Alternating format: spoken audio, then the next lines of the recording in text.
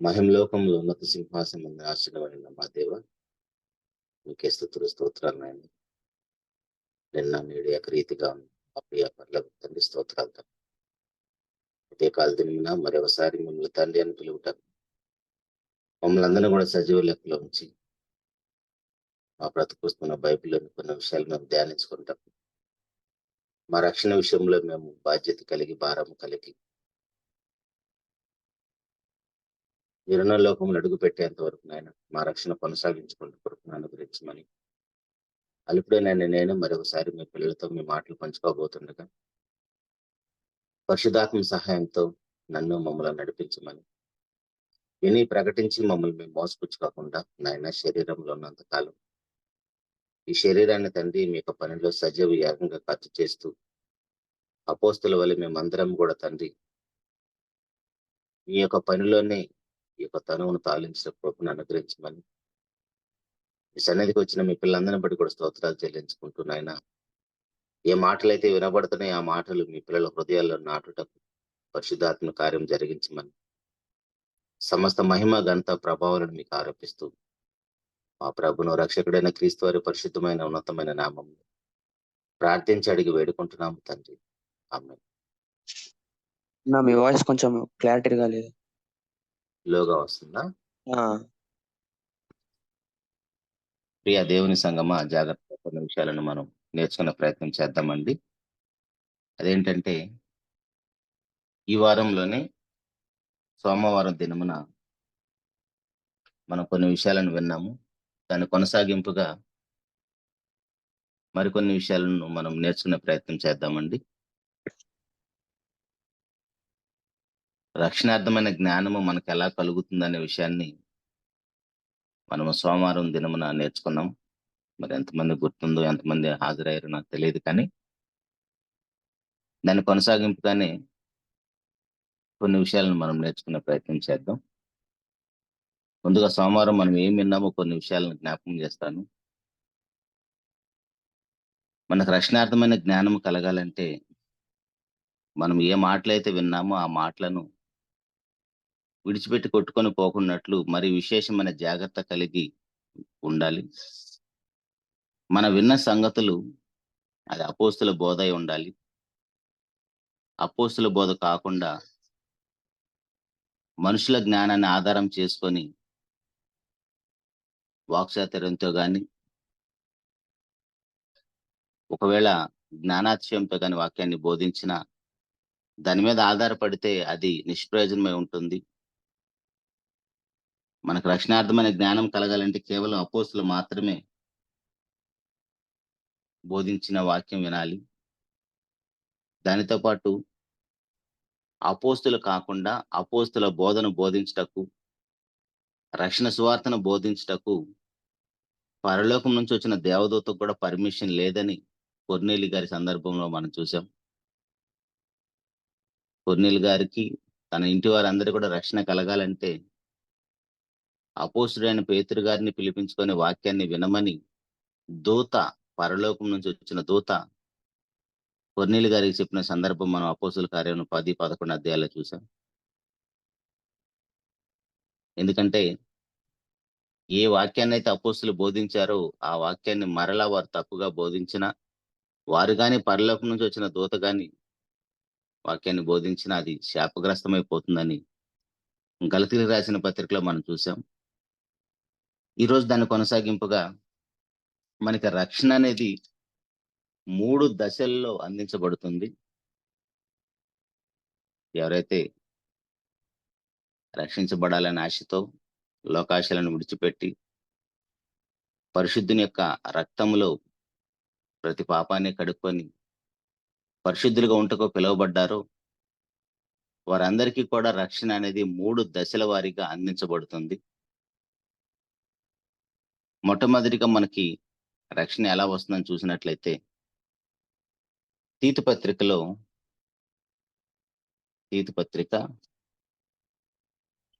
3వ అధ్యాయము 4-5 వచనాలలో, తీతు పత్రిక 3వ అధ్యాయము 4-5 వచనాలు, మన రక్షకుడైన దేవుని యొక్క దయయు మానవుల ఎడల ఆయనకున్న ప్రేమయు ప్రత్యక్షమైనప్పుడు మనము నీతిని అనుసరించి చేసిన క్రియల మూలంగా కాక తన కనికరము చొప్పుననే పునర్జన్మ సంబంధమైన స్నానము ద్వారాను పరిశుద్ధాత్మ మనకు నూతన స్వభావం కలుగుజేయట ద్వారాను మనలను రక్షించెను. ఆల్రెడీ రక్షణ మనకు వచ్చేసింది. ఎలాగొచ్చేసింది? నేను బాప్తిసం పొందానంటే, నీళ్ళలో మునిగానంటే మనకు రక్షణ వచ్చినట్టు కాదు గాని, ఆయన చెప్తున్న వాక్యాన్ని ఒకసారి వ్యక్తిగతం మన జీవితాలను పరిశీలన చేసుకుంటే వాక్యపు వెలుగులో ఏం చెప్తున్నాడంటే, ఎవరైతే పునర్జన్మ సంబంధమైన స్నానం చేశారో, ఎవరికైతే పరిశుద్ధాత్మ నూతన స్వభావాన్ని కలుగజేసిందో వారు మాత్రమే రక్షించబడ్డారు.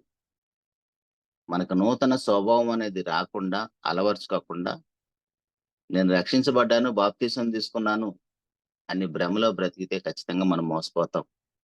మనం రక్షించబడినట్టు కాదు. బాప్తిసం పొందిన తర్వాత మన యొక్క జీవితాలను, బాప్తిసం పొందక ముందున్న మన జీవితాన్ని పరిశీలన చేసుకుంటే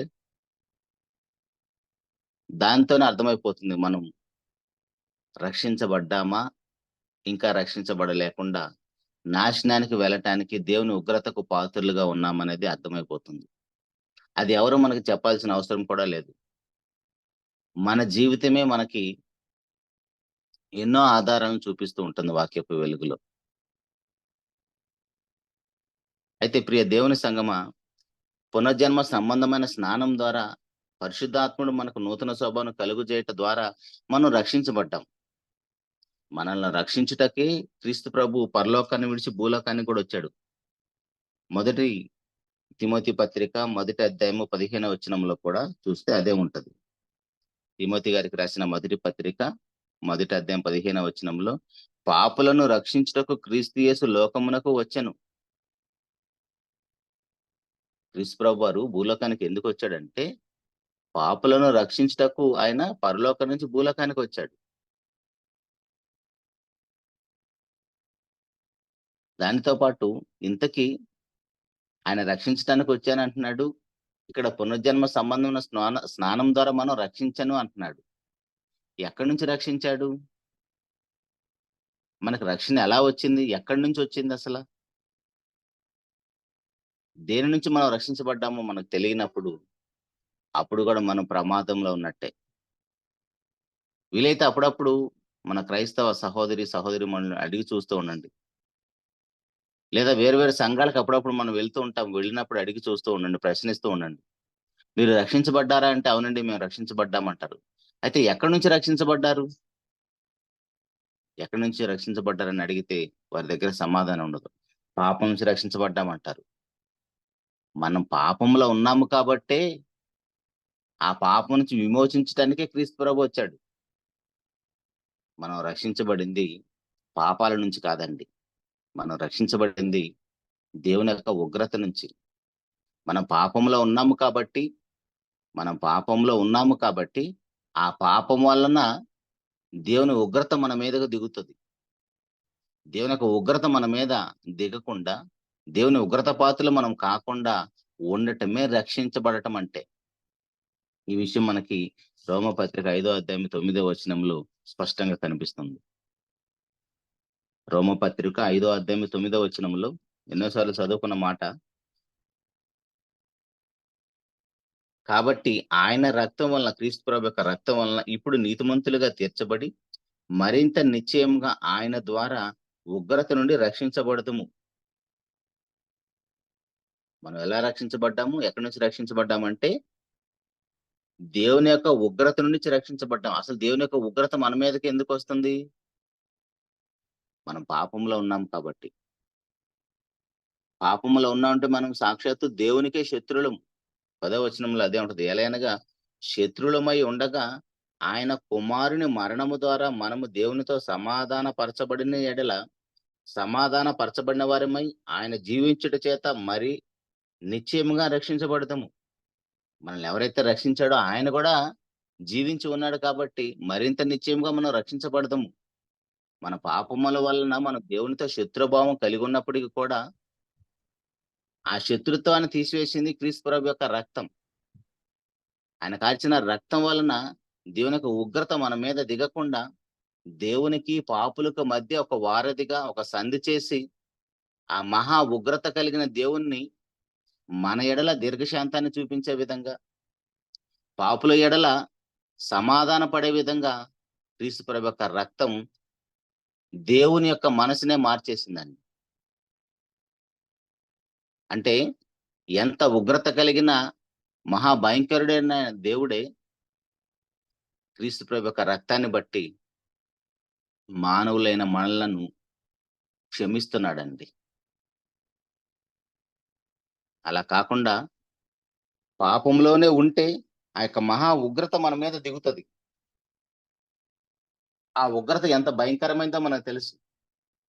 సొదొమ గొమొర్రాల పట్టణాలను, ట్విన్ సిటీస్‌లను అగ్నిగంధకాలతో కాల్చేసేంత ఉగ్రత కోపం కాదండి. కోపానికి ఒక 1000 రెట్లయితే అది ఉగ్రత. ఒక తండ్రిగా, ఒక తల్లిగా, ఒక యజమానుడిగా మనం కోప్పడుతూ ఉంటాం.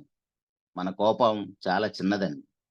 కానీ దేని యొక్క ఉగ్రత అంటే అది మహాభయంకరమైనది. నోవా కాలంలో జరిగిన జలప్రళయం అది దేవుని యొక్క ఉగ్రత అంటే. ఒక జీవరాశి కూడా ఆరిన నేల మీద బ్రతకున్న ప్రతి జీవరాశిని తుడిచేసేంతది దేవుని యొక్క ఉగ్రత అంటే. ఆ ఉగ్రత పాపివైన నీ మీద, నా మీద దిగుతది. అందుకే పాపం విషయంలో మనం ఎంత జాగ్రత్తగా ఉంటే అప్పుడు మనం రక్షించబడతాం. పునర్జన్మ సంబంధమైన స్నానం ద్వారా రక్షించబడటం అంటే మనకు నూతన స్వభావం రావాలి. నూతన స్వభావం రాకుండా మనం రక్షించబడ్డామనే భ్రమలో ఉండకూడదు. అయితే ప్రియ దేవుని సంగమా, ఇది మొదటి దశ. ఈ మొదటి దశ ఏందంటే పునర్జన్మ సంబంధమైన స్నానం ద్వారా పరిశుద్ధాత్ముడు మనకు నూతన స్వభావం కలుగజేయడం ద్వారా మనం రక్షించబడతాం. అయితే రక్షించబడిన మనము రెండవ స్టేజ్, సెకండ్ స్టేజ్ ఏంటంటే రక్షించబడిన మనము మన రక్షణను కొనసాగించుకోవాలి. అక్కడేమో తీతు పత్రికలో మనం రక్షించెను అని చెప్పాడు. ఎలా రక్షించాడు? పునర్జన్మ సంబంధమైన స్నానం ద్వారాను, నూతన స్వభావాన్ని కలుగజేయడం ద్వారాను రక్షించెను. అయితే ఆ రక్షణ మనం కాపాడుకోవాలి, కొనసాగించుకోవాలి. ఎప్పటి వరకంటే మనం చనిపోయేంత వరకు, లేదా మన ప్రభు సెకండ్ కమింగ్ భూమి మీదకి వచ్చేంత వరకు.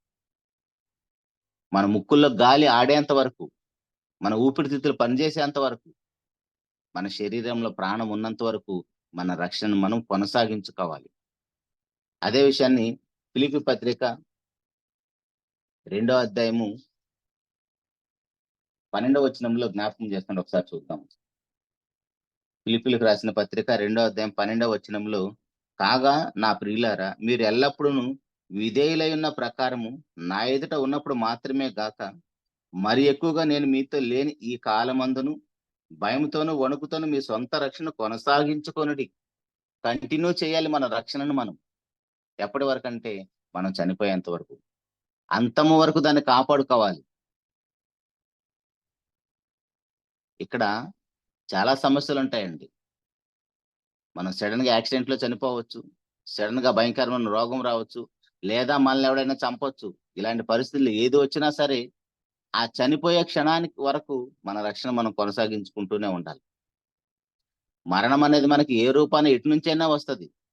కానీ ఆ మరణం మన ఎదుట ఉన్నప్పుడు ఆ సమయంలో మనం రక్షించుకునే స్థితిలోనే ఉండాలి. మన రక్షణ కొనసాగించుకునే స్థితిలోనే ఉండాలి. మనం నూతన స్వభావం కలిగిన వారమై ఉండాలి.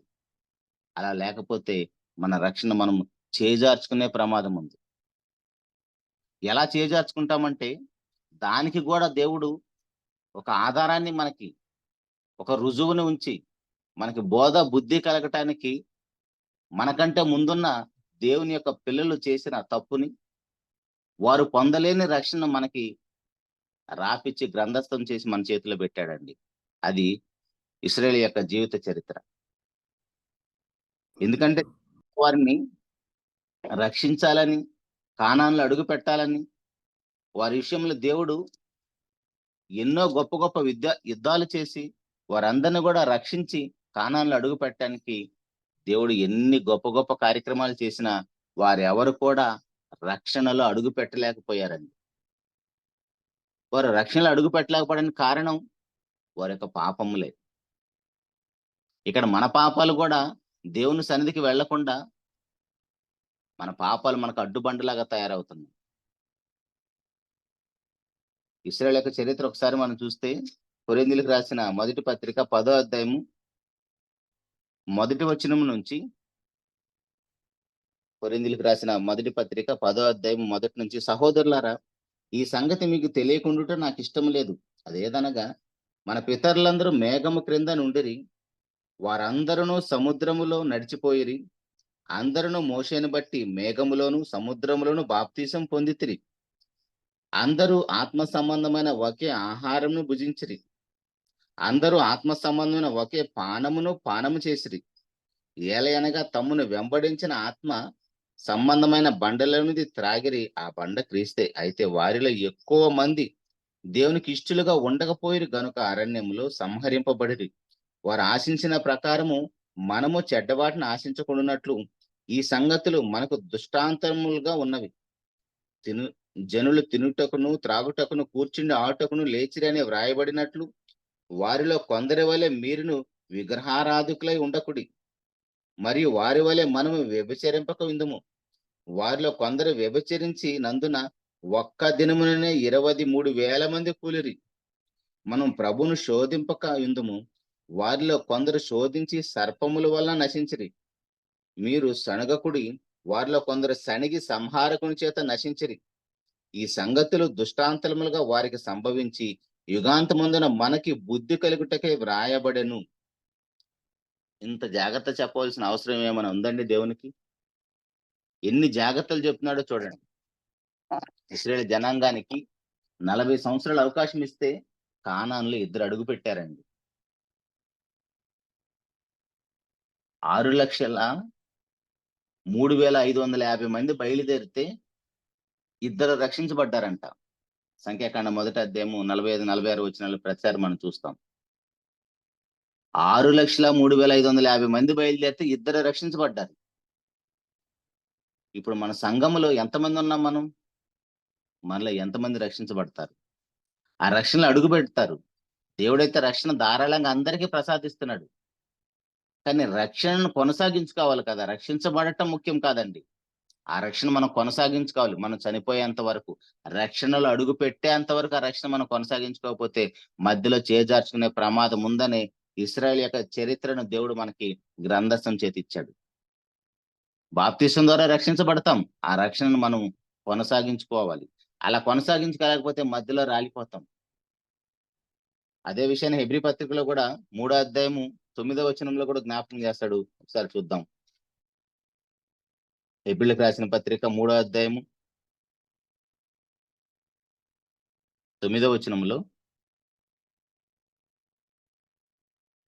అంటే మన రక్షణ విషయంలో ఎంత జాగ్రత్త మనకు అవసరమో చూడండి. మనమేమో బాప్తిసం తీసేసుకున్నాం కదా అని భ్రమలో ఉంటాం. హెబ్రీలకు రాసిన పత్రిక 3వ అధ్యాయం 9వ వచనంలో, 40 సంవత్సరములు నా కార్యములను చూచి మీ పితరులు నన్ను పరీక్షించి శోధించిరి, కావున నేను ఆ తరము వారి వలన విసిగి వీరెల్లప్పుడూ తమ హృదయాలోచన తప్పిపోతున్నారు, నా మార్గంలో తెలుసుకొని లేదు గనుక నేను కోపముతో ప్రమాణం చేసినట్టు వారు నా విశ్రాంతిలో ప్రవేశించారని చెప్పి తిని. చూడండి, దేవునికి కోపం పుట్టించేస్తున్నారు. అంత దీర్ఘశాంతాన్ని చూపిస్తుంటే మానవులు ఎడల ఆయన, వాళ్ళు ఆ దేవుణ్ణి విసిగించి శోధించి వారి హృదయ ఆలోచనలోనే తప్పిపోతున్నారంట. కాబట్టి వారు నా విశ్రాంతిలో ప్రవేశించారని దేవుడు వాగ్దానం చేసేశాడు.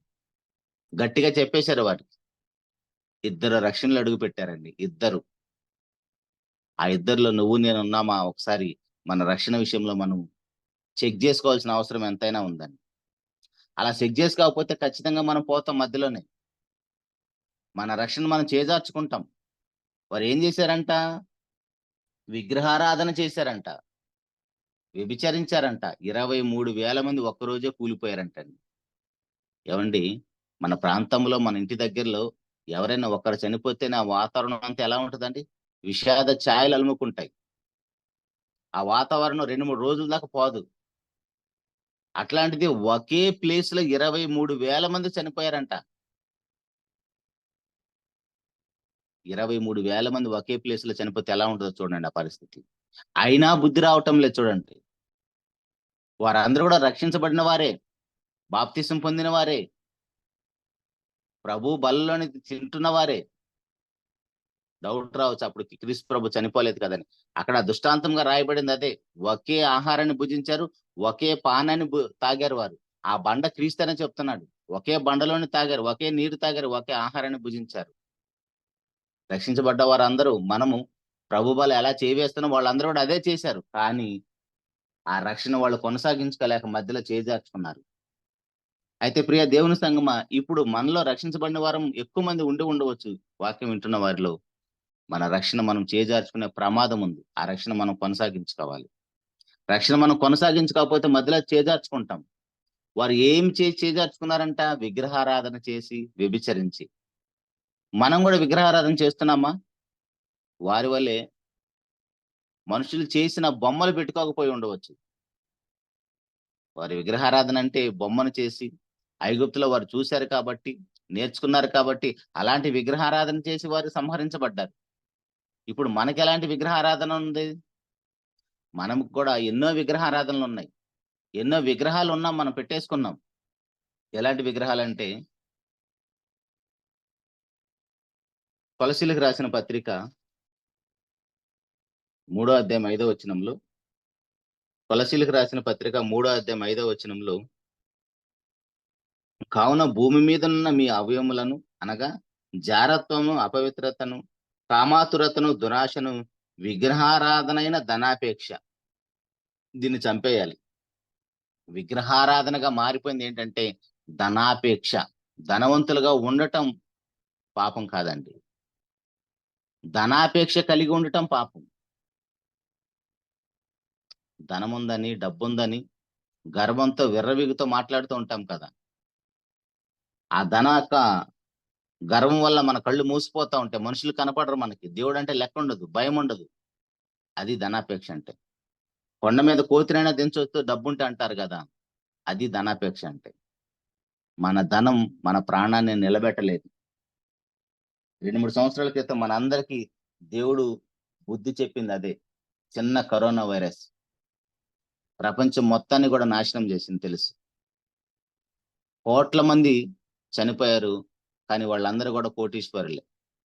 కోట్ల రూపాయలు కట్టి శవాలను ఇళ్లకు తెచ్చుకున్నారు సందర్భాలు మనకు తెలుసు. ధనం ఉండటం తప్పు కాదు, కానీ ఆ ధనం మీద వ్యామోహంతో, ధనవంతులు కావాలని ఆపేక్షతో పరిగెత్తడం తప్పు. అదే పాపం. ఖచ్చితంగా చనిపోతాం మనం. చనిపోతే నరకానికి వెళ్ళిపోతాం. వారు చేసింది కూడా అదే. తర్వాత లోబీతనం, పిసినిగొట్టుతనం కూడా విగ్రహారాధనే. ఎఫెసీయులకు రాసిన పత్రిక 5వ అధ్యాయం 5వ వచనంలో, ఎఫెసీయులకు రాసిన పత్రిక 5వ అధ్యాయం 5వ వచనంలో, వ్యభిచారి అయినను, అపవిత్రుడైనను, విగ్రహారాధికుడయున్న లోబి అయినను. విగ్రహారాధికుడైన లోబి అంటే పిసినిగొట్టివాడు కూడా విగ్రహారాధికుడే. అక్కడేమో ధనముంటే, ధనాపేక్ష కలిగి ఉంటే విగ్రహారాధన అన్నాడు. ఇక్కడ ధనం ఉన్నా సరే ఆ ధనంతో పిసినిగొట్టిలాగా లోబితనంగా బ్రతికామనుకోండి, అది కూడా మనకి విగ్రహారాధన అంటున్నాడు. అంటే దేవుని యొక్క పని కోసం ఇవ్వలేకపోవటం కానీ, సత్క్రియలు చేయటానికి గుప్పెలు ఇవ్వకపోవటం కానీ, లేదా ఆపదలో ఉన్న వారిని ఆదుకోకపోవటం కానీ, సహోదరు విషయంలో ప్రేమ కలిగి వారిని ఆదరించే విషయంలో కానీ ఎక్కడ కూడా మనం దాతృత్వం కలిగి బ్రతకకపోతే, దాతృత్వం మనకు లేకపోతే అది కూడా మనకి విగ్రహారాధన. ఇంకొక విషయం ఏంటంటే మూర్ఖత్వం కూడా మనకి విగ్రహారాధనే. మూర్ఖత్వం కూడా మనకి విగ్రహారాధనేనండి. సమూయేలు మొదటి గ్రంథం 15వ అధ్యాయము, సమూయేలు మొదటి గ్రంథం 15వ అధ్యాయము 22, 23 వచనాల్లో చూస్తే మన మూర్ఖత కూడా మనకి విగ్రహారాధనగా మారిపోతుంది. 15వ అధ్యాయము సమూయేలు మొదటి గ్రంథం 22, 23 వచనాలు. అందుకు సమూయేలు తాను సెలవిచ్చిన ఆజ్ఞను ఒకడు గైకొనుట వలన యెహోవా సంతోషించినట్లు ఒకడు దహన బలులను అర్పించుట వలన ఆయన సంతోషించిన. ఆలోచించుము, బలు అర్పించుట కంటే ఆజ్ఞ గైకొనుటయు పొట్టేళ్లకు క్రొవ్వు అర్పించుట కంటే మాట వినుట శ్రేష్టము.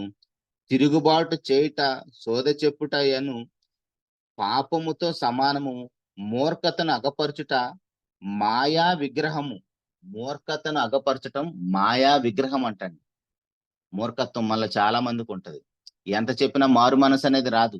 ఎంత చెప్పినా మనకున్న దుర్గుణాలను దేవుడు ఎన్ని విషయాలు ఎంతమంది సేవకుల ద్వారా పదే పదే విషయాలను జ్ఞాపకం చేపిస్తున్నా సరే కొన్ని దుర్గుణాలను మనం మానుకోలేం.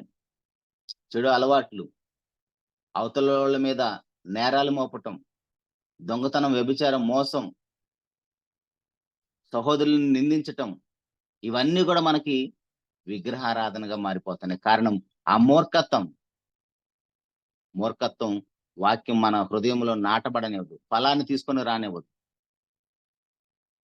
కాబట్టి ప్రియ దేవుని సంగమా, ఇలాంటి లక్షణాలు ఉంటే ఖచ్చితంగా మనము మధ్యలో ఇశ్రాయేల్ జనాంగం వల్లే రాలిపోతాం.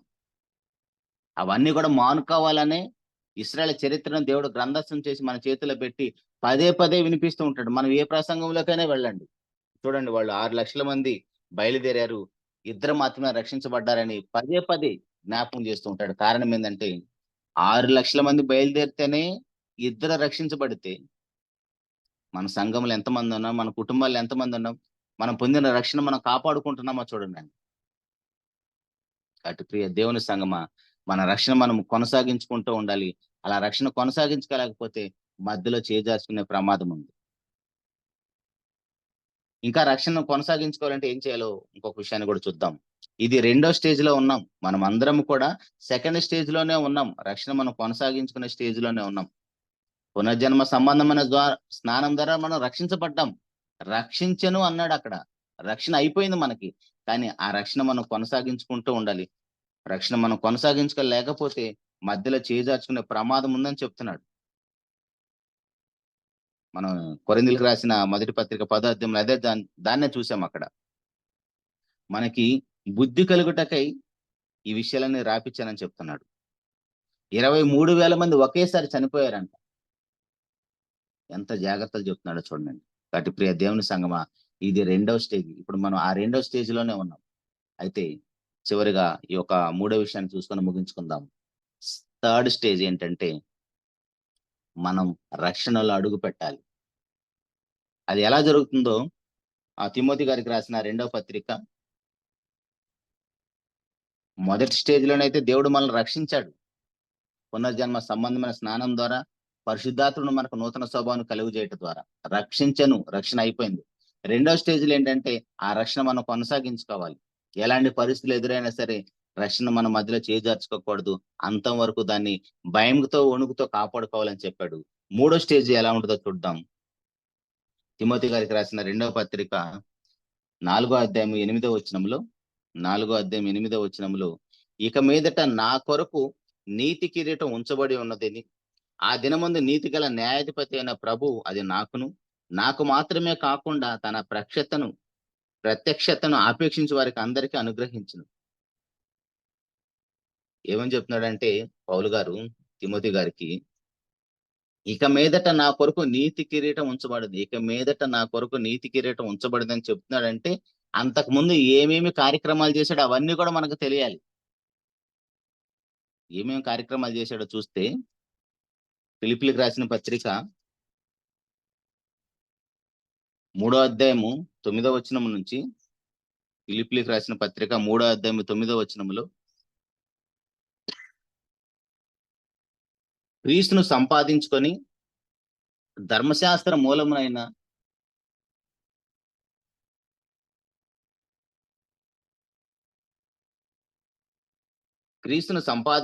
ధర్మశాస్త్ర మూలమునైన నా నీతిని గాక క్రీస్తునందలి విశ్వాసము వలనైన నీతి అనగా విశ్వాసమును బట్టి దేవుడు అనుగ్రహించి నీతి గలవాడనే ఆయన యందు అగపడు నిమిత్తము ఏ విధము చేతనైనను మృతుల్లో నుండి నాకు పునరుద్ధానము కలగవలనని, ఆయన మరణ విషయంలో సమాన అనుభవం గలవాడనై ఆయన పునరుద్ధాన బలమును ఎరుగు నిమిత్తము, ఆయన శ్రమలలో పాలివాడొకట ఎట్టిదో ఎరుగు నిమిత్తము సమస్తమును నష్టపరుచుకొని వాటిని పెంటతో సమానముగా ఎంచుకొనుచున్నాను. ఇదివరకే నేను గెలిచి తిని అయినను, ఇదివరకే నేను సంపూర్ణ స్థితి పొంది తిని అయినను, నేను అనుకొనటం లేదు గాని నేను దేని నిమిత్తము క్రీస్తు యేసు చేత పట్టబడితేనో దాన్ని పట్టుకొనవలని పరిగెత్తుచున్నాను. సహోదరులారా, నేను ఇదివరకే పట్టుకొని ఉన్నానని తలంచుకొనను. అయితే ఒకటి చేయుచున్నాను, వెనుక ఉన్నవి మరచి ముందున్న వాటి కొరకే వేగిరపడుచు క్రీస్తు యేసునందు దేవుని ఉన్నతమైన పిలుపుకు కలుగు బహుమానము పొందవలని గురి యొద్దకే పరిగెత్తుచున్నాను. కాబట్టి మనలో సంపూర్ణమైన వారందరము ఈ తాత్పర్యమే కలిగి ఉందము. అప్పుడు దేని గూర్చి అని మీకు వేరు తాత్పర్యము కలిగి ఉన్న ఎడల అది దేవుడు మీకు బయలుపరచును. ప్రియ దేవుని సంగమా, చదవబడిన వాక్య భాగం ఒకసారి మనం జాగ్రత్తగా అర్థం చేసుకుంటే, అపోస్తలుడైన పౌలు గారు తనకున్న సమస్తాన్ని పెంటతో సమానంగా ఎంచుకున్నాడంట. ఎలాగైనా ఆ యొక్క రక్షణలో అడుగు పెట్టాలని, క్రీస్తు ప్రభు యొక్క మరణం విషయంలో సమాన అనుభవం గలవాడనై ఆయన పడిన శ్రమల్లో కూడా, వాటన్నిటిలో కూడా ఆయన అనుభవపూర్వకంగా క్రీస్తు ప్రభు పడిన శ్రమలు ఇంకా ఏవైనా కొదువుగా ఉంటే వాటన్నిటి కూడా నేను అనుభవించడానికి వచ్చాను అని చెప్తున్నాడు. మనమేమో ఆయనేమో ఉన్నదంతా సమస్తాన్ని పెంటతో సమానంగా ఎంచుకొని పక్కన పెట్టేసి ఆయన యొక్క రక్షణలో అడుగు పెట్టడానికి ప్రయత్నాలు చేస్తూ గురి యొద్దకే పరిగెడుతున్నాడంట. మనం కనీసం నడవను కూడా నడవటం లేదండి. మన రక్షణ మనం కొనసాగించుకునే విషయంలో మన రక్షణ పట్టుకొని మనము గురి యొద్దకు పరిగెత్తటం లేదు. కనీసం నడవను కూడా నడవటం లేదు. అసలు మార్గంలో మనం అడుగు పెట్టామో లేదో కూడా పరిశీలన చేసుకోవాలి. ఆయనైతే ఆయన పొందిన రక్షణ చేత పట్టుకొని గురి యొద్దకు పరిగెడుతున్నాడంట. పరుగు పందెంలో కూడా ఒక టార్గెట్ పెట్టేసి ఆ టార్గెట్ వరకు మనము ఖచ్చితంగా పరిగెత్తాలని చెప్పారు. అందరికంటే ముందు పరిగెత్తాలని. వారే మెడల్ సాధిస్తారు. ఏ రక్షణ అయితే పొందుకున్నాడో ఆయన ఆ రక్షణ పట్టుకొని గురి ఎద్దుకు పరిగెడుతున్నాడంట. మధ్యలో తనకు ఆటంకంగా ఉన్న వాటన్నిటిని కూడా పెంటతో సమానంగా ఎంచుకున్నాడంట. ఆ గురి ఎద్దుకు వెళ్ళాలని ఆయన కుటుంబాన్ని కూడా పక్కన పెట్టేశాడండి. భార్య పిల్లలు వద్దనుకున్నాడు. అంటే రక్షణ ఎంత అవసరమని పౌలు గారు గుర్తించాడో చూడండి. ఇవన్నీ చేశాడు కాబట్టి లాస్ట్ లో చెప్తున్నాడు ఆయన 4వ అధ్యాయము 18వ వచనంలో ఫిలిప్పీలకు రాసిన పత్రికలోనే,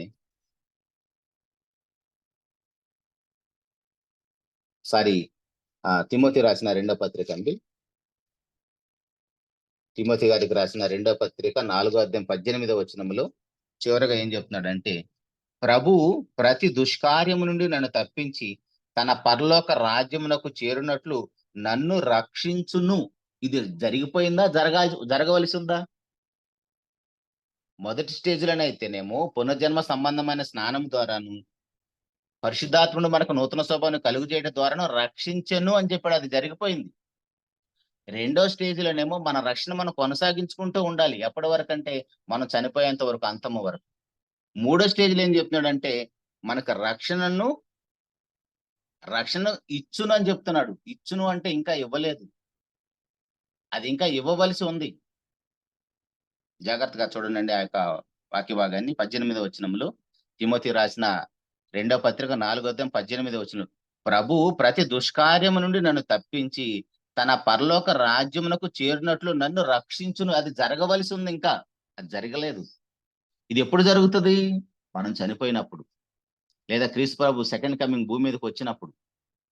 అప్పుడు మనకి శాశ్వతమైన రక్షణనిస్తాడు. అది ఇంకా జరగలేదు. అది జరగాలంటే మనం పొందిన రక్షణను మనం కొనసాగించుకుంటూ ఉండాలి, భయముతో వణుకుతో. దానికంటే ముందు పునర్జన్మ సంబంధమైన స్నానం మనకు జరగాలి. దానితో పాటు పునర్జన్మ సంబంధమైన స్నానంతో పాటు మనకు నూతన స్వభావం రావాలి. అప్పుడే మనం రక్షించబడతాం. మనమేమో భ్రమలో బతికేస్తూ ఉంటాం. నేను రక్షించబడ్డాను, బాప్తీసం తీసుకున్నాను, సంఘానికి వెళుతున్నాను. నిజమే, బాప్తీసం తీసుకున్నావు, సంఘానికి వెళుతున్నావు. నీ రక్షణ కొనసాగించుకుంటున్నావా? నీ రక్షణ కొనసాగించుకోలేకపోతే ఇశ్రాయేలు జనాంగం వలె కానాలను అడుగు పెట్టకుండా మధ్యలో రాలిపోతావు. మోషే గారు మనకు తెలుసండి, మహానాయకుడు, మహాసాత్వికుడు, దేవుని ఇల్లంతట్లో నమ్మకమైన వాడు. చిన్న పొరపాటు చేశాడు, బండతో మాట్లాడమంటే కొట్టాడు. దానికోసమే కానాలను అడుగు పెట్టడానికి దేవుడు పర్మిషన్ ఇవ్వలేదు. ఇంత కష్టపడ్డావు కదా, దూరం నుంచి ఆ కొండ ఎక్కి చూసి చనిపోమని చెప్పాడు. మహాసాత్వికుడైన దేవుని ఇల్లంతలో నమ్మకమైన మోషే లాంటి వారికి భూమి మీద ఆరిన నేల మీద ఒక ప్రాంతం నుంచి ఇంకొక ప్రాంతంలో అడుగు పెట్టడానికి దేవుడు అవకాశం ఇచ్చినప్పుడు లోకం కేవలం పరిశుద్ధులు మాత్రమే వెళ్ళే లోకంలో అడుగు పెట్టాలంటే అంత చిన్న విషయం కాదు. మన రక్షణ విషయంలో మనము భయం కలిగి బాధ్యత కలిగి బ్రతకాలి. లేకపోతే మన రక్షణ మన మధ్యలో చేజార్చుకునే ప్రమాదం ఉంది. అటు ప్రియ దేవుని సంగమా, వ్యక్తిగతంగా ఒంటరిగా భూలోకానికి వచ్చాం, మరలా ఒంటరిగానే మనం వెళ్ళిపోవాలి. కాబట్టి ఏ మాటలైతే మనం వింటున్నామో, ఏ మాటలైతే దేవుని యొక్క మహాకృప చేత దేవుడు తన సేవకుల ద్వారా సమయమందు అసమయమందు మనకు బోధింపజేస్తున్నాడు, ఆ మాటలు మనం జాగ్రత్తగా విని అర్థం చేసుకొని గ్రహించి ఆ మాటల ప్రకారం మన జీవితాలు మార్చుకుంటూ ఏ రక్షణ పొందామో మనం ఆ రక్షణ అంతం వరకు కొనసాగించుకుంటూ నిత్య రక్షణలో అడుగు పెట్టాలని మనస్ఫూర్తిగా కోరుకుంటూ ఈ మాటలు ముగిస్తున్నానండి. చిన్న మాట ప్రార్థన చేసుకుందాం.